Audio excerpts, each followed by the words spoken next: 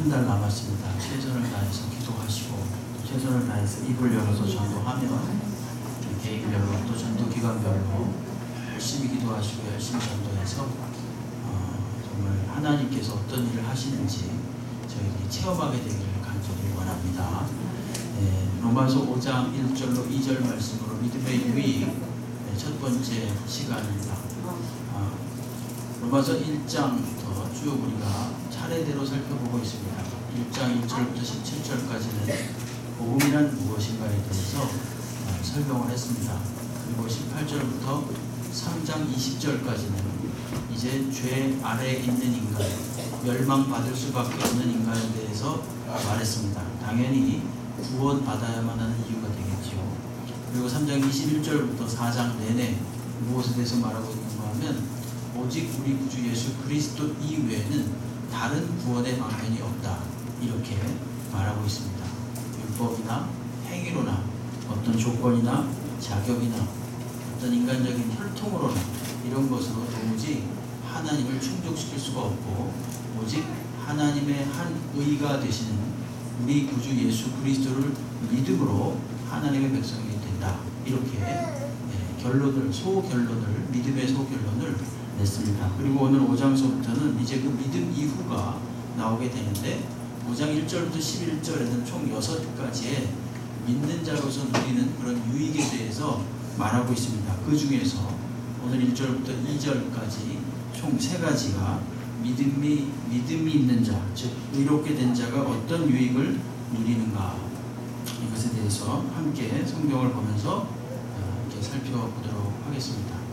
어제 전도를 하다가 토요 전도를 하다가 또 어느 성도님하고 우리 교육자들과 같이 이야기할 수 있는 그런 시간이 있었습니다. 중간에 그랬는데 왜 믿습니까? 믿음은 뭐가 좋습니까? 그런 이야기를 가지고 이야기를 나누었어요. 그분이 그런 이야기를 하더라고요. 이만큼 살아보니까 많이 배우고 많이 가지고 그런 거 다 소용없습니다. 그래서 착하게 살고 다른 사람들 좀 도와주고 그리고 정직하고 올바르게 사는 것이 올바른 인생이라고 생각합니다. 그렇게 말씀하시더라고요. 그 말이 되게 와닿았어요, 사실은. 그러면 저는 그럼 믿은 사람이 그렇다면 유익을 누릴 수 있는 게 무엇인가? 정말 이 마음속에 말이죠. 이걸 어떻게 막 표현을 해야 되는데 이게 안 되는 거예요. 마음이 너무너무 답답했습니다, 사실은. 믿음이 있으면 돈을 많이 법니다. 부자가 됩니다. 건강해집니다. 이러면 참 좋겠는데 성경이 그걸 말하고 있지는 않거든요. 솔직하게 말하면. 그걸 말하고 있지는 않아요. 믿음을 가진 사람만이 알 수 있는 비밀이 있습니다. 예수를 믿는 사람만이 본인이 마치 꿈꾸듯이 내가 어제 하늘을 날아다니는 꿈을 꿨는데 이걸 누가 알아요? 나는 분명히 날아다녔어요. 그렇죠? 꿈에서 열심히 막 태평양을 수영을 했어요. 수영 하나도 못하는 사람인데 꿈에 막 수영을 하고 막 휘저 갔습니다. 깨보니까 꿈이에요. 수영을 했어요. 근데 분명히 그럼 감기 걸린다고 그러더라고요, 사람들이. 근데 중요한 건 어쨌든 나는 체험했다는 거예요. 나는 분명히 여기에 계신 분들도 다 아시겠지만 믿음의 비밀을 알고 있어요. 하늘나라에 속한 비밀. 이거 어떻게 말로 정말 이렇게 말로 하자니 이게 논리적으로 설명은 되지 않지만 그러나 분명한 그런 비밀이 있습니다. 오늘 성경은 그것을 3가지로 이야기하고 있습니다. 한번 받아하시겠습니다. 화평, 은혜, 기쁨. 이 3가지, 화평과 은혜와 기쁨이에요. 첫 번째로 우리 구주 예수 그리스도를 믿음으로써 얻을 수 있는 유익이 무엇인가? 그것은 하나님과의 화평을 누리게 됐다, 이렇게 말합니다. 1절을 보게 되면 그러므로 우리가 믿음으로 의롭다 하심을 받았으니, 자, 그래서 우리 주 예수 그리스도로 말미암아 하나님과 화평을 누리자, 이렇게 되어 있습니다. 여기는 누리자라고 하면서 권유하듯이 뭐뭐 합시다 이렇게 권유형으로 되어 있지만 사실은 이게 원어를 보게 되면 누리게 되었도다 라고 하는 현재 완료입니다. 우리가 이제 우리 주 예수 그리스도로 말미암아 믿음으로 의롭다 하심을 받았으니 어떻게 되냐면 하나님과 화평을 누리게 되었습니다. 이거예요. 이거. 예. 이게 바로 믿는 사람의 첫 번째 유익이 된다는 것입니다. 하나님과의 화평을 누리게 된다. 이것은 다른 말로 말하면 하나님과의 온전한 관계 속에 놓였다라고 하는 것입니다. 전에는 온전하지 못했습니다. 왜? 죄로 인해서 하나님과의 관계가 끊어졌었기 때문입니다. 인간은 무엇을 해도 그때는 불안하고 염려가 있고 많은 것을 쟁취하고 누리는 것 같지만 그럴수록 더 큰 근심과 걱정이 있었던 것이 사실입니다.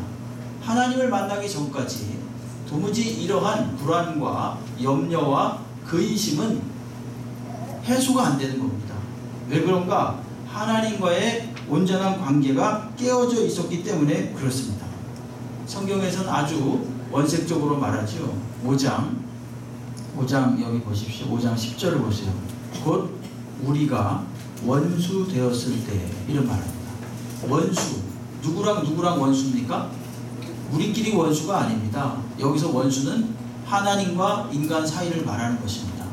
천지를 지으신 하나님하고 원수 관계가 있다면 게임은 끝난 겁니다. 늘 불안하겠죠. 그 사람이 아주 부유하게 살고 아주 원하는 대로 최고의 모든 좋은 것들을 가지고 살아도 누군가 대통령하고 원수지간이다. 그 사람 마음이 편하겠습니까? 하나님하고 그런데 천지를 지으신 하나님하고 원수지간이에요. 여러분 그러면 그 마음이 절대로 편할 수가 없습니다.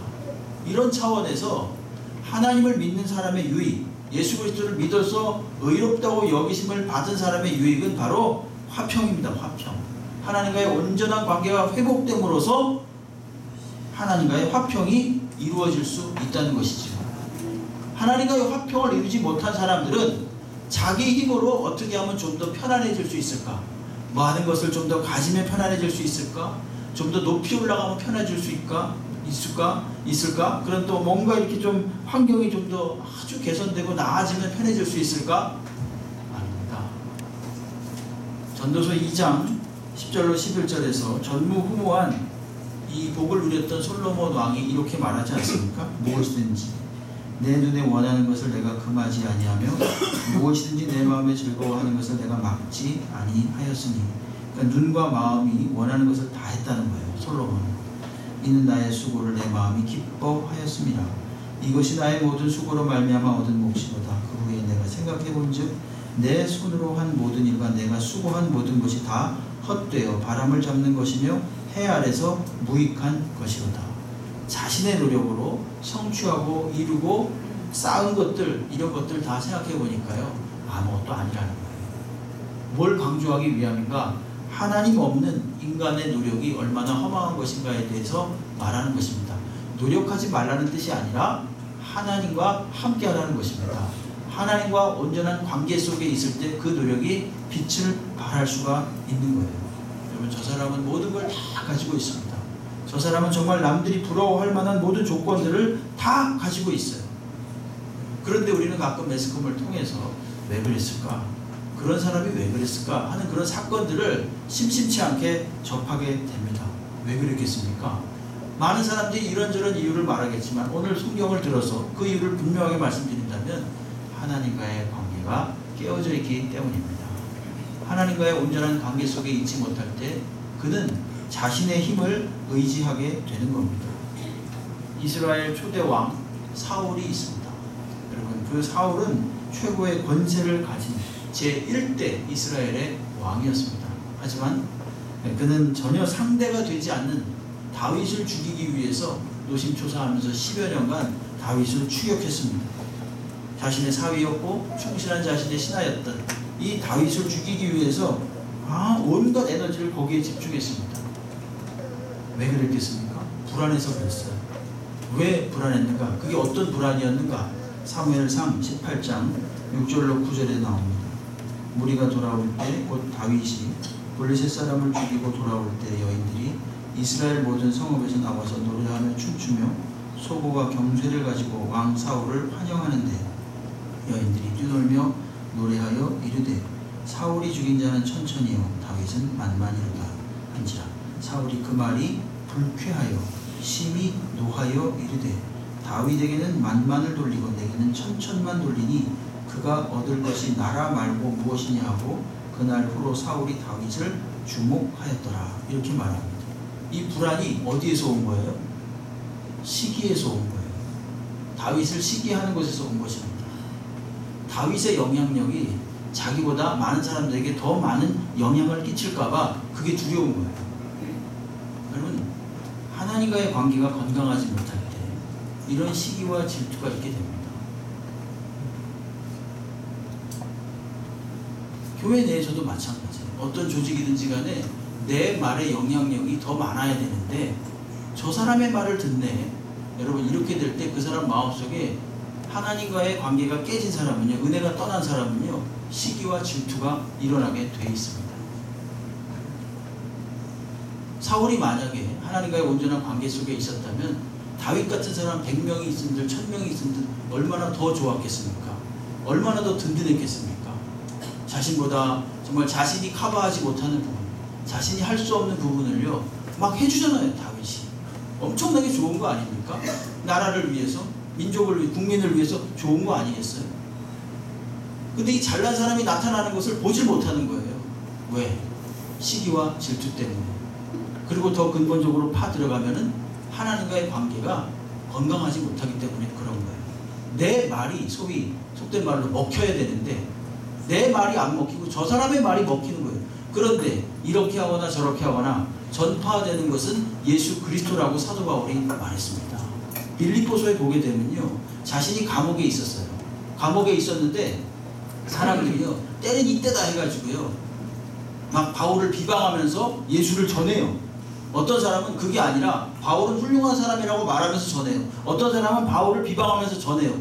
바울이 뭐라 그러는지 아십니까? 이랬거나 저랬거나 전파되는 것은 예수 그리스도다, 이렇게 말합니다.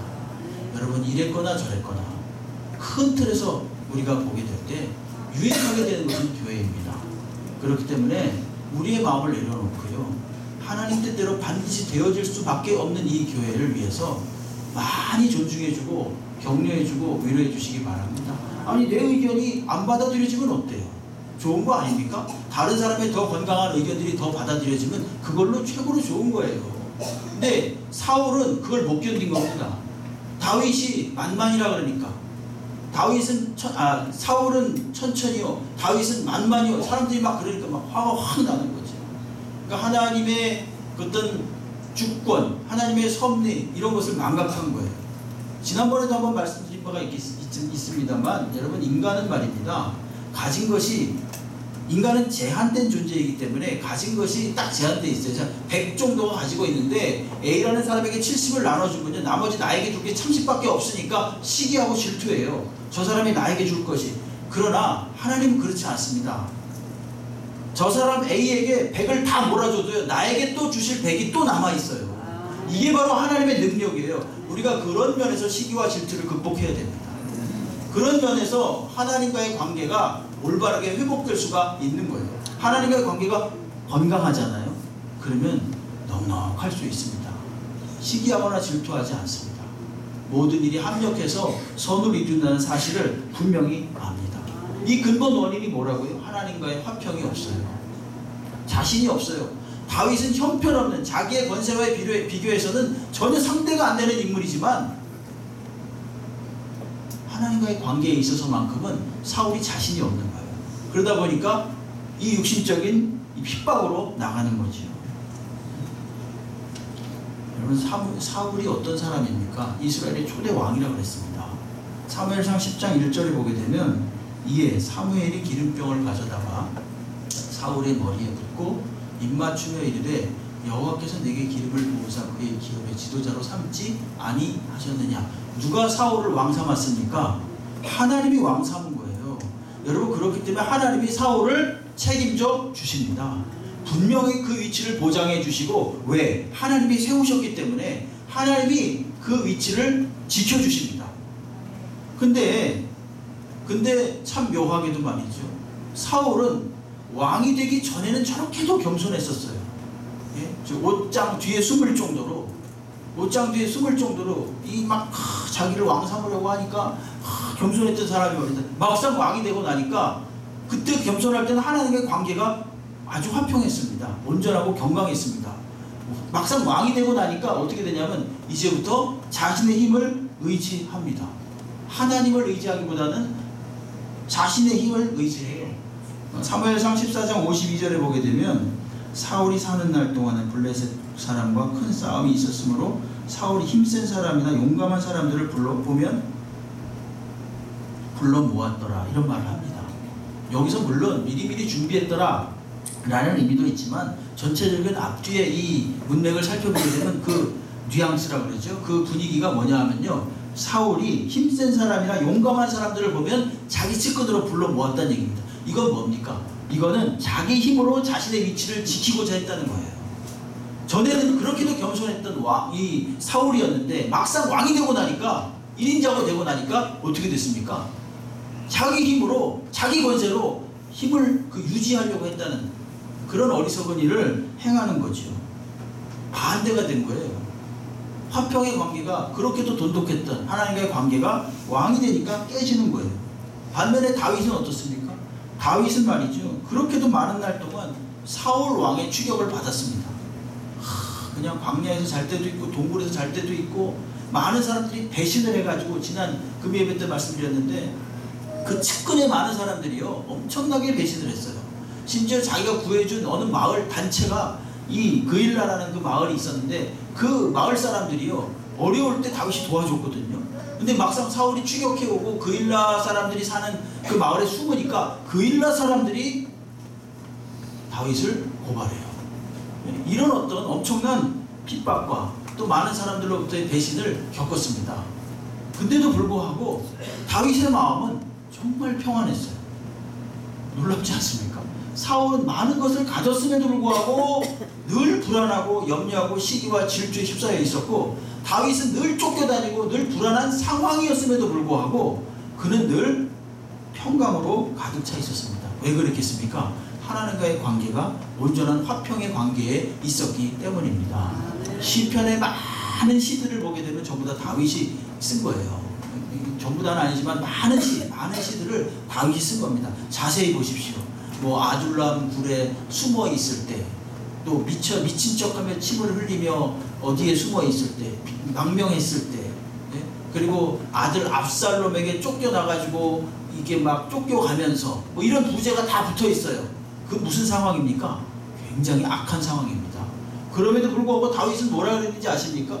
55편 22절에서 우리 한번 같이 읽어보겠습니다. 시편 같이 읽습니다. 시작. 내 짐을 여호와께 맡기라. 그가 너를 붙드시고 의인의 고통하기를 영원히 허락하지 아니하시리로다. 아멘. 보십시오. 내 짐을 여호와께 맡기라. 그가 너를 붙드시고 의인의 요동함을 영원히 허락하지 아니하시리로다. 자기 상황은 무척이나 지금 악한 상황이에요. 어렵고 힘든 상황입니다. 그럼에도 불구하고 그가 이런 신앙 고백을 할 수 있었던 건 무엇인가?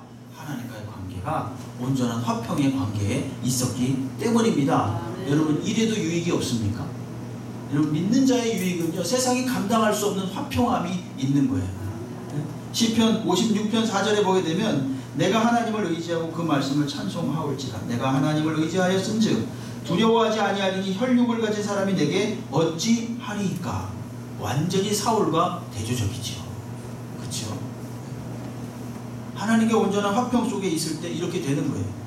여러분, 평안이라는 것은 우리의 먹고 살만한 게 넉넉하고 호수처럼 잔잔하고 아무 일도 일어나지 않고 그런 게 평안이 아닙니다.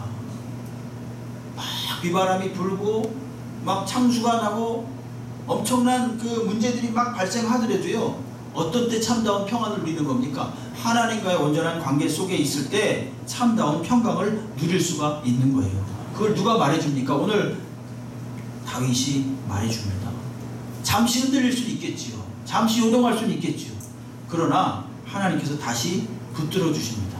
화평의 근원이신 하나님이 붙들어 주시는 거예요. 시편 37편 24절 우리 한번 읽어보겠습니다. 시작. 그는 넘어지나 아주 엎드러지지 아니하면 여호와께서 그의 손으로 붙드심이로다. 아멘.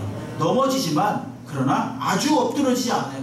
다시 일어납니다. 왜냐? 평강의 하나님이 그의 손으로 붙들어 주시기 때문에 그렇다는 것입니다. 믿음의 유익이 바로 이런 것입니다. 믿음의 유익. 전능하신 하나님께서 하나님과의 화평한 관계 속에 있을 때 우리를 언제든지 붙들어 주시는 거죠. 여러분, 희로애락은 다 똑같습니다. 살기 힘들고 어려우시죠. 그리스도인이나 비그리스도인이나 다 비슷비슷합니다. 사는 것은 다 비슷비슷해요. 겪는 고난 오히려 그리스도인이 더 많을 수가 있습니다. 왜냐하면 그리스도인으로 살아야 되니까, 손해보면서 살아야 되니까 더 어려울 수 있어요. 그런데 하나님과의 온전한 화평의 관계 속에 있을 때 우리가 이러한 화평을 누릴 수 있는 것은 이제부터 보는 관점이 달라지기 때문인 거고, 우리가 이제부터 걸어가는 방향이 이제까지 걸었던 방향과는 전혀 다른 방향이기 때문에 그렇다는 것입니다. 우리나라에 복음을 전해주었던 많은 선교사님들을 잘 생각해 보십시오. 20대의 푸릇푸릇한 나이에 우리나라에 와가지고 그 인생을 다 바쳐가면서 그야말로 하나님의 복음을 위해서 왜 그들이 이 땅에서 죽었겠습니까? 보는 관점이 달라진 거예요. 인생을 사는 것이 어떤 것이 정말로 감 있는 것인가에 대한 분명한 확신, 이것이 어디서 온 것인가? 하나님과의 화평의 관계에서 온 것입니다. 그렇기 때문에 걸어가는 발걸음이 달랐고 매사를 보고 해석하는 능력이 달랐다는 것입니다. 믿음의 유익 첫 번째 무엇인가? 하나님과의 온전한 화평 속에서 요동하지 않는 것입니다. 아멘이 너무 작은 것 같아요. 믿음의 유익 이러면 여러분 부자 될 겁니다 이러면 아멘 했을 텐데, 그죠? 재벌이 될 겁니다 이러면 아멘 했을 텐데, 하나님과의 화평을 누릴 겁니다. 좀 더 세졌어요. 아까 한 사람들 많은 복 받으시기 바랍니다. 자, 두 번째로 믿음의 유익이 무엇인가? 하나님의 은혜에 들어가고 그 위에 서 있다는 것입니다. 여기 2절에 가만히 보게 되면, 또한 그로 말미암아 우리가 믿음으로 서 있는 이 은혜에 들어감을 얻었다, 이런 말합니다. 믿음으로 어떻게 되는가? 서 있다. 우리가 지금 발을 딛고 서 있는 이 은혜, 다시 말해서 은혜 위에 발을 딛고 서 있다는 얘기죠. 이 은혜 위에 어떻게 했는가? 또 들어갔대요. 자, 이걸 뒤에 거부터 먼저 말씀을 드려야 될 것 같습니다. 들어간 것, 첫 번째는 들어갔고, 은혜 속으로 들어갔고, 또한 들어갈 뿐만이 아니라 은혜 위에 서 있다.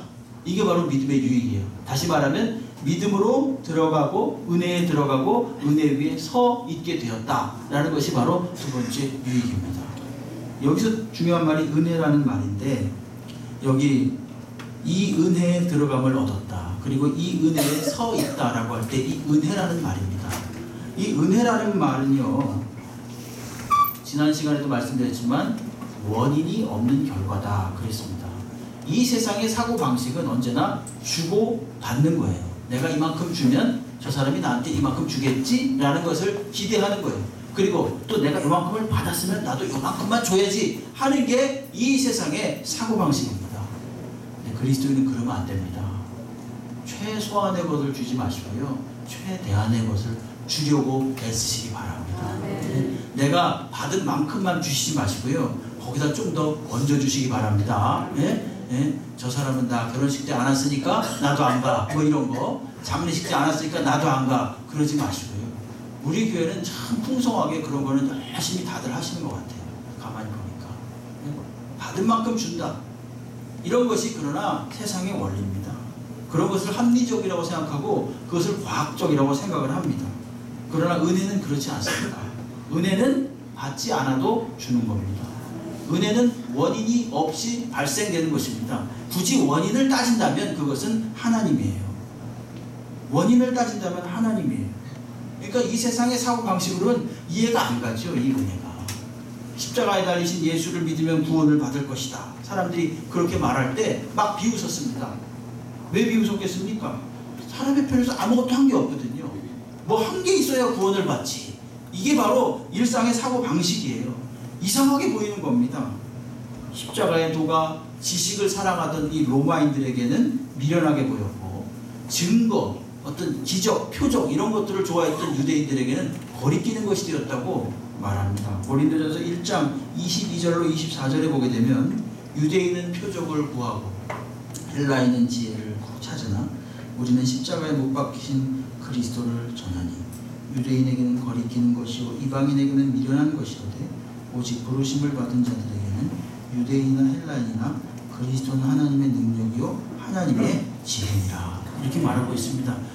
사람들이요 유대인은 표적을 구해요. 헬라인 즉 이방인들은 지혜를 원합니다. 그러나 우리는 십자가에 못 박힌 예수 그리스도를 전하고 그것이 유일한 구원의 방편이라고 말하니까 사람들이 보기에는 미련한 거예요. 한심한 겁니다. 그러나 구원을 얻는 우리들에게는 하나님의 능력이 되는 것입니다. 이것이 정말로 비밀스러운 것이고 이것이 바로 하나님의 은혜입니다. 값없이 주어지는 선물이 바로 은혜예요. 정확히 말하면 은혜의 원인은 오직 하나님 한 분이십니다. 앞에 장 잠깐 보십시오. 4장 6절 보십시오. 이 은혜를 잘 표현한 한 절이 있는데 여기 보십시오. 6절 4장 6절 한번 읽어볼까요? 시작. 일하는 것이 없이 하나님께 의로 여기심을 받는 사람의 복. 거기까지. 일하는 것이 없이 하나님께 의로 여기심을 받는 사람의 복. 이게 은혜예요. 일한 게 하나도 없어요. 아무것도 없어요. 원인을 하나도 제공하지 않았습니다. 인간 편에서. 그런데 하나님이 어떻게 하셨습니까? 일방적으로 구원하셔서 의롭다고 여겨주신 것입니다. 이게 무엇인가? 이게 은혜라는 것입니다. 햇빛이나 물이나 공기나 이런 것들, 이것을 누가 만들었겠습니까? 인간이 만든 게 아닙니다. 그것이 또 어떻게 발생됐겠습니까? 여러 가지 뭐 우주의 기원설 해가지고 무슨 이런 나오지만, 그러나 그런 거 사실은 성경에 보면 딱 나옵니다. 한 줄로. 태초에 하나님이 천지를 창조하시니라. 끝. 이겁니다. 하나님이 원인이에요. 하나님. 비용이 단 1원도 들어가지 않습니다. 그런 것들은 그냥 하나님이 은혜로 우리들에게 주신 거예요. 그게 은혜입니다. 그게 은혜예요.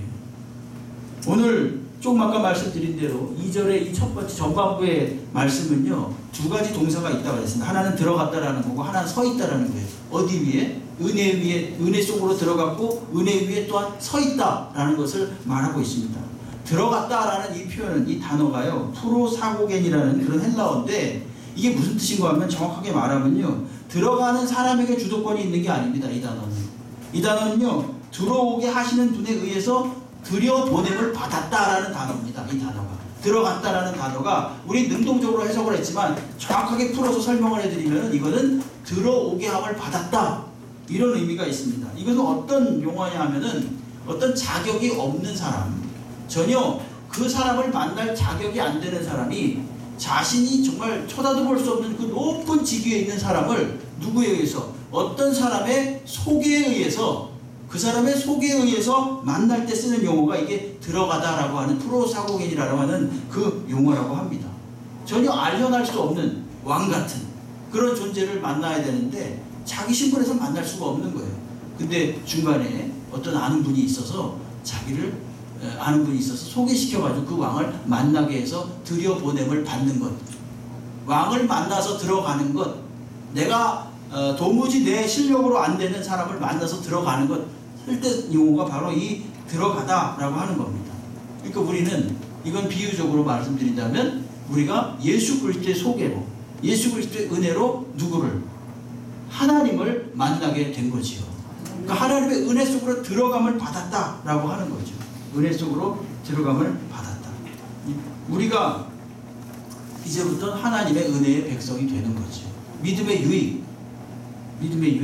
첫 번째는 우리가 하나님과 화평을 누리게 되었다라고 하는 것이고, 두 번째는 은혜 속으로 들어감을 받아서 하나님의 백성이 됐다는 것이고, 뿐만 아니라 은혜 속으로 들어간 사람이 이제는 그 은혜의 터 위에 굳게 서 있습니다. 여기 그냥 믿음으로 서 있다 이런 말이 나오는데, 더 정확하게 말하면 굳게 서 있다 이런 뜻입니다. 굳게.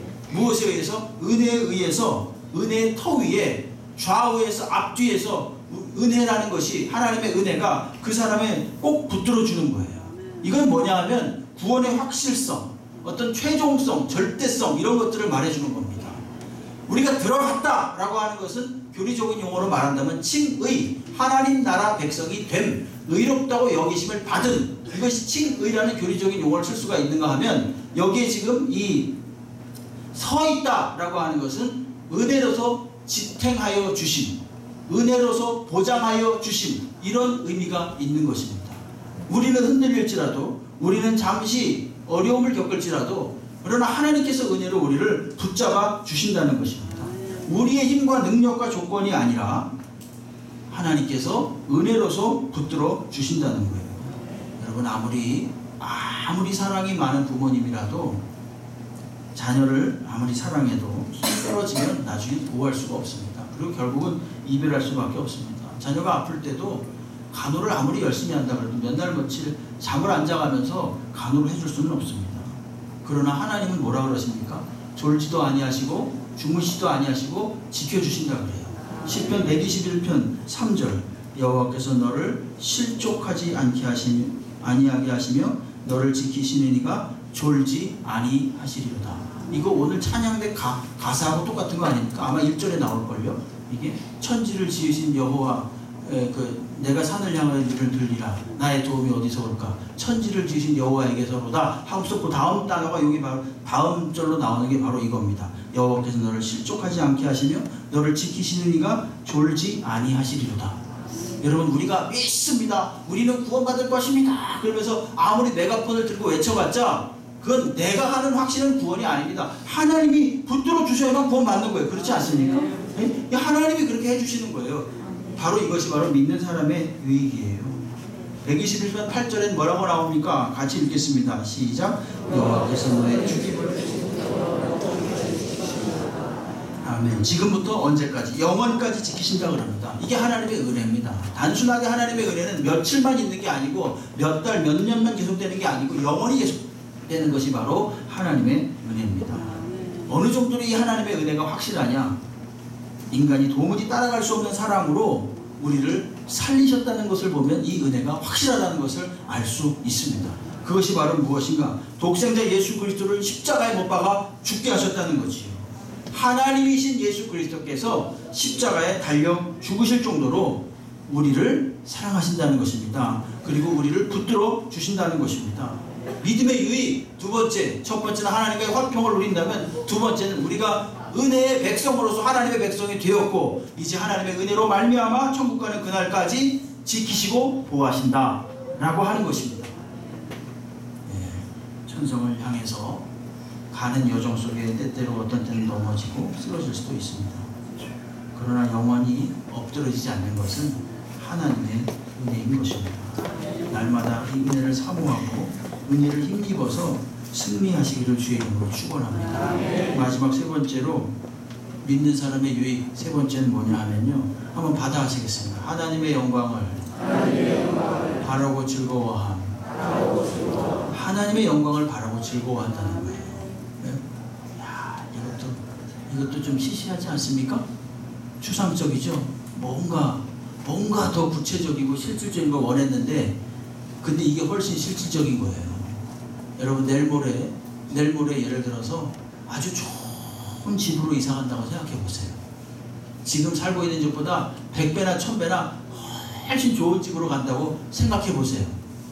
내일 모레라고 하면 좀 그렇고 일주일 후에 이사 간 다음에 저기 멀리 있는 아주 멋있는 풍경이 있는 저쪽 뭐 스위스나 어떤 유럽이나 이런 나라로 여행을 간다고 생각해 보세요. 기분 좋으시죠? 기분 안 좋습니까? 너무 좋지 않습니까? 근데 여러분, 우리가 하나님을 만난다. 우리가 천국에 가서 하나님을 만난다. 이것은 그런 거에 비할 수 없는 기쁨인 거예요.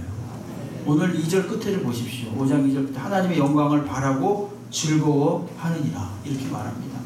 하나님의 영광을 바라고 즐거워한다. 영광이라는 말은 수차례 말씀드렸지만 하나님의 존재와 현현을 말하는 거예요. 하나님의 임재를 말하는 것입니다. 우리가 이제는 머지않아서 하나님을 만나게 될 것이다. 우리가 그 천국에 가서 하나님을 만나게 되는 날이 반드시 오고야 말 것이다. 여러분, 이것을 생각하면서 늘 기뻐하고 즐거워하는 것, 이것이 바로 믿는 사람의 유익이라는 거예요. 전도하다가 돌에 맞아 죽은 분이 있습니다. 그분이 누군가? 스데반 집사님이에요. 스데반 집사님이 맞아 죽었는데 그 직전에 많은 사람들이 모함과 협박을 받았습니다. 근데 아무리 논쟁을 하면서 이 사람을 막 몰아붙여도요, 그 얼굴이 천사처럼 밝았대요. 사도행전 6장 15절 말씀에 보게 되면 공회 중에 앉은 사람들이 다 스데반을 주목하여 보니 그 얼굴이 천사의 얼굴과 같았다. 이게 지금 엄청나게 많은 사람들이요, 다 일시에 스데반을 공격하고 있거든요. 갖은 모략을 동원해가지고 공격하지만 스데반은 그 얼굴이 천사와 같았대요. 왜 그렇겠습니까? 하나님의 영광을 바라봤기 때문입니다. 하나님을 바라보았기 때문입니다. 사도행전 7장 54절로 56절에 보게 되면 그들이 이 말을 듣고 마음에 찔려 그를 향해 이를 갈고는 스데반이 성령 충만하여 하늘을 우러러 주목하여 하나님의 영광과 및 예수께서 하나님 우편에 서신 것을 보고 말하되 보라 하늘이 열리고 인자가 하나님 우편에 서신 것을 보노라. 이렇게 말합니다. 본다 그랬어요. 하나님의 존재를 본다 그랬습니다. 그 영광을 본다 그랬습니다. 여러분 그것이 얼마나 스데반의 이 죽음도 스데반을 위협하는 이 죽음도 결코 그것을 이길 수가 없었습니다. 하나님의 영광을 이길 수가 없었던 거예요. 이것이 바로 믿는 사람의 유익인 거죠. 예수 그리스도는 어떠셨습니까? 예수님은 말입니다. 모든 고통과 부끄러움을 그 영광을 바라보면서 아무렇지도 않게 여기셨습니다. 히브리서 12장 2절 말씀을 보십시오. 믿음의 주요 또 온전하게 하시는 이신 예수를 바라보자. 그는 그 앞에 있는 기쁨을 위하여 하나님을 보는 기쁨이에요. 십자가를 참으사 부끄러움을 개의치 아니하시더니 하나님 보좌 우편에 앉으셨다. 이렇게 말합니다. 예수 그리스도께서 이 땅에 오셔서 많은 고난당하시고 십자가에 못 박혀 죽기까지 어려움을 겪으셨지만 그러나 그 앞에 있는 기쁨, 즉 하늘 보좌를 향한 기쁨을 보면서 그런 것들을 개의치 아니하셨다라고 말합니다. 여러분 너무 개의치 마시기 바랍니다. 현재 일어나고 있는 일들에 대해서 그냥 죽을 둥 살 둥 너무 그러지 마시기 바랍니다. 하나님의 영광을 바라보면서 그 자잘한 일들, 그런 것들 때문에 너무 속상해하지 마시고요. 너무 자존심 상해하지 마시고요. 하나님 나라 영광을 바라보면서 넉넉하게 승리하시기 바랍니다. 여러분 예수께서 십자가를 지시기 전에 제자들을 위해서 한 기도도 이 기도예요. 하나님의 영광을 보게 해달라는 기도였어요. 요한복음 17장 24절 말씀 보세요. 아버지여 내게 주신 자도 나 있는 곳에 나와 함께 있어 아버지께서 창세 전에 나를 사랑하심으로 내게 주신 나의 영광을 그들로 보게 하기를 원하나이다. 영광을 보게 해달라. 창세 전부터 예배해 오신 그 영광을 그들도 보게 해달라. 제자들도 보게 해달라고 예수께서 기도하신 거예요. 마지막. 우리가 생각하기에 제자들이 좀 더 보호받고 잘 먹고 잘 살고 성공하고 그러기를 기도했으면 더 좋았을 것 같은데 예수께서는 그렇지 않았습니다. 그들도 나의 영광을 보게 해달라고 기도했습니다. 왜냐? 그것이 이 세상이 줄 수 없는 놀라운 만족이었기 때문에 그렇습니다. 믿음의 유익이 무엇인가? 하나님과의 화평을 온전히 누리게 되는 것이요. 믿음의 유익이 또 무엇인가? 하나님의 은혜 속으로 들어가서 항상 은혜의 붙잡힘을 받아 사는 것이요. 믿음의 유익이 또 무엇인가? 하나님의 영광을 바라보면서 늘 즐거워하는 것입니다. 이건 믿는 사람만 알겠죠. 그죠? 아직 예수를 안 믿으신 분이 있다면 예수를 마음속에 꼭 믿게 해달라고 하나님께 간구하시기 바랍니다. 이미 믿으신 분이 있다면 다른 데서 자꾸만 말이죠. 믿음은 뭐 됐대더라. 믿음은 뭐가 좋대더라. 와봐 마음이 편해져. 뭐 그런 거. 와봐 잘 풀릴 거야. 뭐 이런 거. 우리가 전도하는 수단은 그거밖에 없어요. 거기까지밖에 몰라요. 왜 그렇습니까? 이런 어떤 믿음의 부유함을 좀 누려야 되는데 하나님 나라의 영광을 보면서 좀 누려야 되고 정말 우리가 만나고 있는 일들이 이 자질구레한 일들이 아무것도 아니다라고 말할 수 없지만 이 하늘의 영광에 비하면 정말로 아무것도 아니라는 사실을 알지 못하기 때문에 그저 우리가 할 수 있는 말은 그것밖에 없는 거예요. 와봐 잘 될 거야. 교회에서 나쁜 말 하겠어? 한번 들어봐. 뭐 이런 거. 예?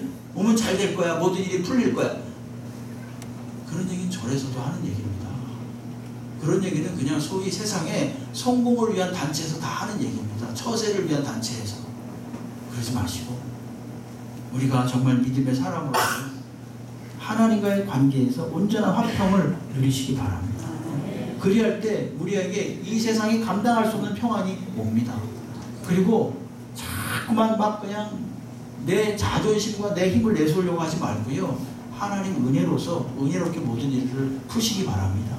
또한 우리의 기쁨을 당장에 뭐 이렇게 얻고 내가 원하는 거 하고 만족하고 이런 데서 얻지 마시고 하나님을 바라보는 것으로 우리들의 기쁨을 얻으시기를 주의 이름으로 축원합니다. 기도하겠습니다. 하나님 아버지,